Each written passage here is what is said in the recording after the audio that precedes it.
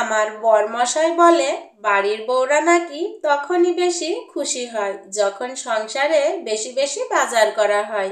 তো বরমশাই আমাদের সংসারের জন্য আজকে কি কি বাজার করে নিয়ে আসলো আসুন আপনাদেরকে এক ঝলকে দেখিয়ে দিই। আসসালামু আলাইকুম, কেমন আছেন সবাই? আলহামদুলিল্লাহ আমরা এখন মোটামুটি ভালো আছি। গত কয়েকদিন যাবৎ ঠান্ডা জ্বর কাশিতে খুবই ভুগলাম, তো আল্লাহর অশেষ রহমতে এখন একটু সুস্থ হয়েছি। সুস্থ হয়ে যে এত এত কাজের প্যারা নিতে হবে এখন বুঝতে পারছি। তো বাড়ির বউদের মনে হয় এইরকমই কাজ থাকে, সকালবেলা ঘুম থেকে উঠেই ফজরের নামাজ শেষ করে কাজ করতে করতে বাড়ির বউরা তো শেষ হয়ে যায়, কেউ কিন্তু বাড়ির বউদের খবর রাখে না। যাই হোক, আজকে সকালবেলা ফজরের নামাজ শেষ করে সেই থেকে এত এত কাজের প্যারা নিয়েছি, সকালের নাস্তাটাও আজকে দুপুরে করেছি। কখন যে সকাল পেরিয়ে দুপুর হয়ে গিয়েছে কাজের চাপে তো বুঝতেই পারিনি। তো এই যে কাজকর্ম সেরে দুপুরের খাবার খেয়ে তো একটু বিশ্রাম করছিলাম, এর মধ্যে বরমশাই বাজার নিয়ে হাজির। আর এসেই তো বলছে আগে বাজারগুলো নামাতে হবে, কারণ সে বসে বসে দেখবে। আর আজকে বরমশাই মাংসের বাজার আর ডালের বাজার করেছে। আর এখানে ছিল গরুর মাংস, বরমশাইয়ের আবার খুবই পছন্দের। তো এই মাংসগুলো ছিল পরিমাণ 5 কেজি। তো এখন এই মাংসগুলো কিন্তু আমি প্যাকেটে করে, তো যতটুকু পরিমাণ আমি রান্না করব ততটুকু পরিমাণ করে কিন্তু পলিথিনে রাখছিলাম। আর এইদিকে আমার বরটা আমার সঙ্গে গল্প করছে, বলছে বাজারঘাট পেলে নাকি বাড়ির বউরা একটু বেশি খুশি হয়। আসলেই কি খুশি হয়? বাজারঘাট পেলে তো সবাই খুশি হবে, তাই না?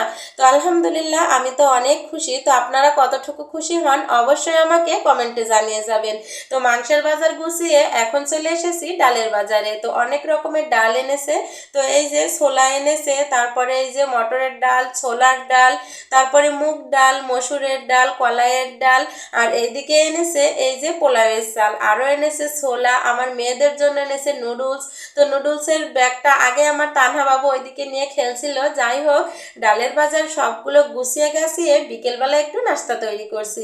আর এই বিকেলবেলা আমার মেয়েরা কি খায় কি খায় করবে, তাদের জন্য প্রতিদিন এক একটা আইটেম আমাকে বানিয়ে দিতে হবে। তো আজকে তাদের জন্য বানাচ্ছি আলুর চপ। তো এই আলুর চপটা আবার আমার খুব বেশি পছন্দ। তো আমি যেহেতু আলুর চপ বানাতে না আমার কাছে একটু ঝামেলা মনে হয়, এই কারণে আমি সচরাচর আলুর চপটা বানাই না। তো আজকে আমারও একটু খেতে মন চাচ্ছিল, তো এই কারণে যে আলুর চপ বানিয়ে নিয়ে চলে এসেছি বাচ্চাদেরকে দিতে। আর আমার মেয়ে, ছোট মেয়ে, যেই না দেখেছে আলুর চপ সেই কান্না জুড়েছে। সাথে কিন্তু আমি টমেটোর চপও বানিয়েছি। আর আমার তাসিন তো খুব বেশি খুশি হয় এই আলুর চপ টমেটোর চপ পেলে।